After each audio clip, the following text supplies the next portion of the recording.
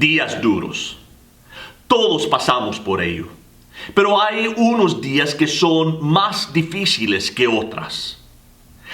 Eso me hace recordar de una carta que un constructor escribió a su patrón pidiendo unos días de descanso. El patrón quería saber el por qué. Él escribe: cuando llegué al edificio a la que me enviaste, vi que el huracán había botado varios ladrillos de la cima. Pues monté una polea en el techo para poder subir unos barriles llenos de ladrillos para hacer reparaciones. Cuando acabé de arreglar los daños, tenía varios ladrillos que me habían sobrado.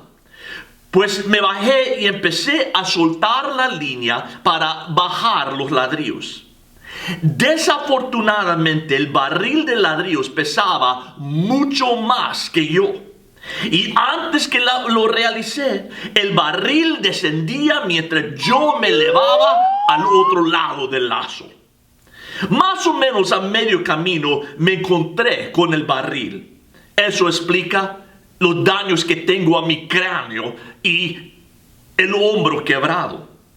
Continué hasta arriba hasta que mis dedos fueron atorados dentro de la polea.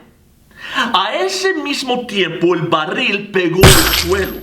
Su fondo se rajó, permitiendo que todos los ladrillos que estaban dentro cayeran para afuera.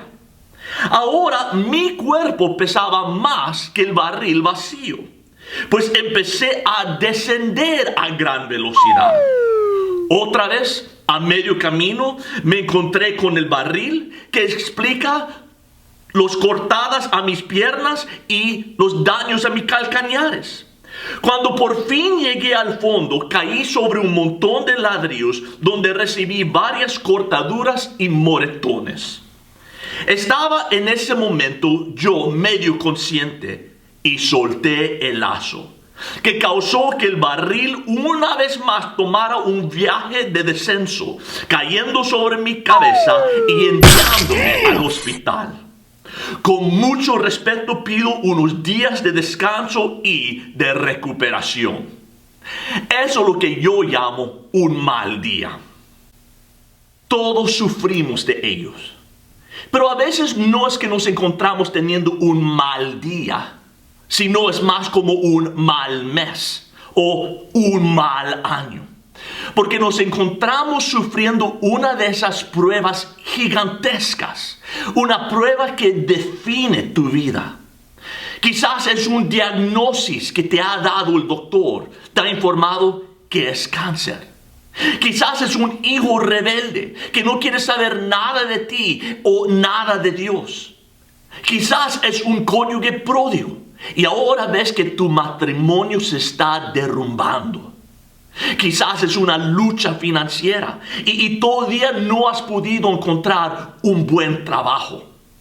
Quizás estás siendo atacado en la escuela por algún maestro que te persigue por tu fe cristiana. Sea lo que sea, estos tipos de prueba tienen la forma de sacudirnos hasta lo más profundo. Quizás aún sacuden nuestra propia fe. Porque racionalizamos, si Dios es todopoderoso, Él pudiera parar todo el sufrimiento en el mundo. Y si Dios es todo amoroso, quisiera parar el sufrimiento. Pues ¿por qué estoy sufriendo? ¿Es que Dios no es todopoderoso y no es todo amoroso? Las pruebas tienen la manera de sacudirnos, de desalentarnos, de hacernos sentir derrotados y aún deprimirnos. Y por eso el estudio en que vamos a embarcar, empezando el día de hoy, es tan importante. Porque el libro de Santiago nos enseña cómo tú y yo, como cristianos, cómo debemos nosotros enfrentar las pruebas. El libro comienza de esta manera. Dice: Santiago, siervo de Dios y del Señor Jesucristo, a los 12 tribus que están en la dispersación, saludos. El autor se introduce como Santiago. Ese es el mismo nombre que aparece en el libro de Hechos como Jacobo. Pero no vayan a confundirlo con el Jacobo hermano de Juan, sino ese es el Jacobo medio hermano de Jesucristo. Y él escribe a los 12 tribus que están dispersos. Estos son los cristianos judíos que componían la totalidad de la iglesia entonces. Santiago fue escrito más o menos en el año 35 a 40 después de Cristo. Eso fue antes que el evangelio fuera llevado a los gentiles. Pues los únicos creyentes que habían eran de descendencia judía. Ustedes recuerdan como en Hechos capítulo 8, después del martirio de Esteban, dice que una gran persecución se levantó contra la iglesia. Y los cristianos fueron dispersos, huyeron de la región de Jerusalén a todo rincón del imperio romano de esta persecución. Pero aún así ellos seguían sufriendo económicamente, sufriendo por su fe.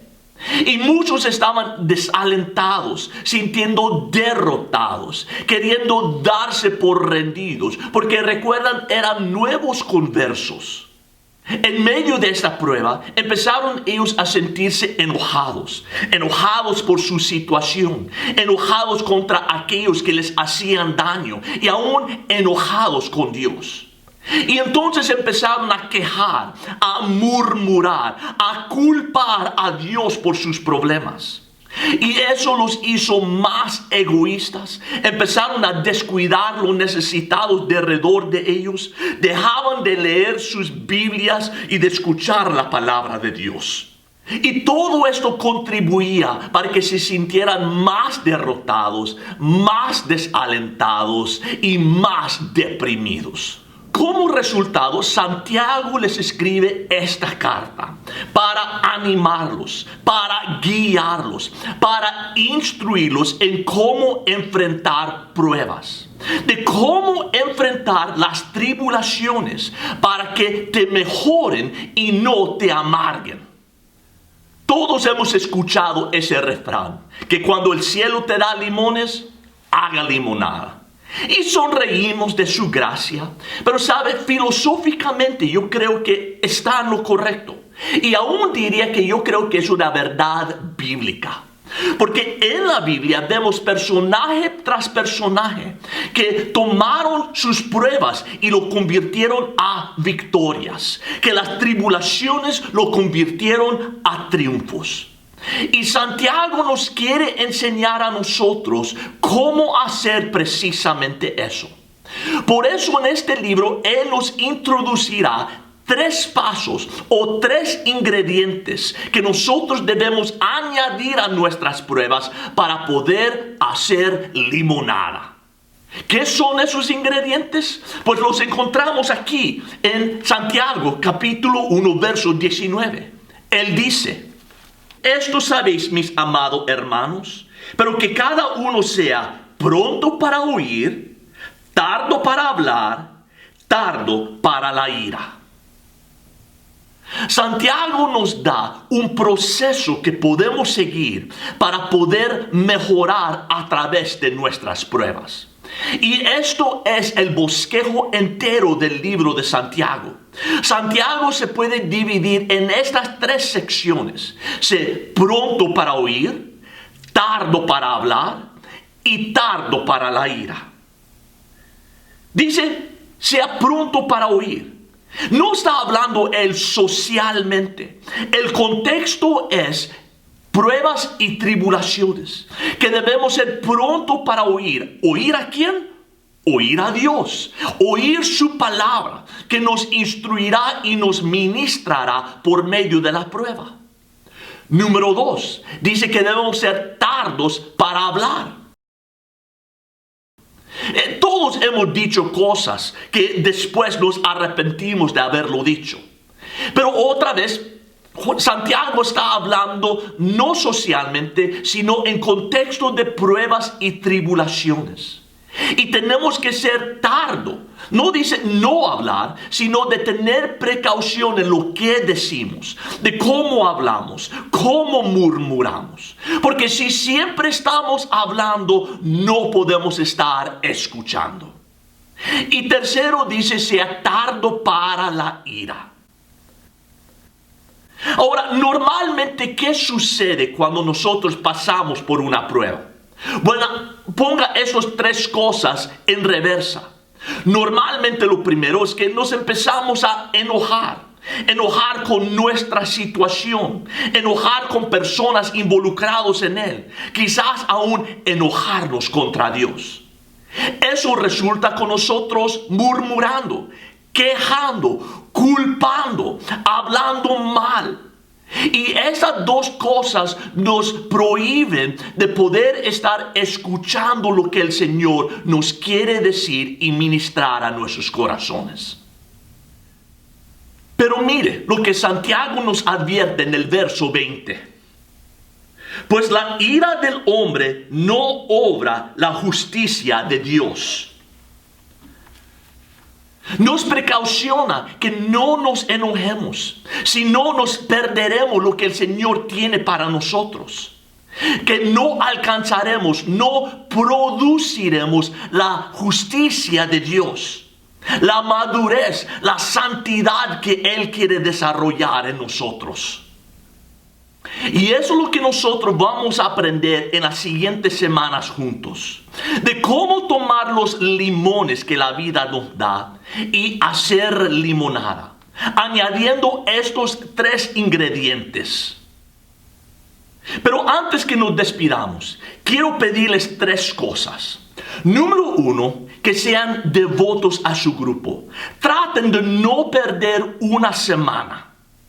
Número 2, cada semana yo les voy a asignar una tarea, una sección que quiero que lean. Y eso será un pasaje que todos los días lo repasarás. Esta semana te toca leer Santiago 1, verso 1 al 8. Al leerlo verás como diferentes cosas empiezan a resaltar de las páginas. Algunas preguntas surgirán. Y todo eso lo vamos a resumir y contestar cuando nos juntamos la próxima vez. La tercera cosa que quiero pedirles es que vamos a estar memorizando un pasaje del libro de Santiago juntos.